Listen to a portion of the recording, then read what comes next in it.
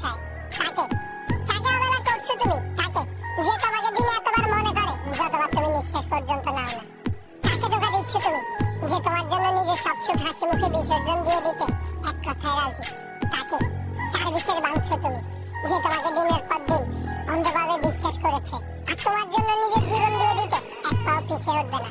তার সেই মানুষটাকে ব্যস্ততা দেখিও না, যে হাজারো ব্যস্ততার মাঝে শুধুমাত্র তোমার কাছে একটু সময় চায়।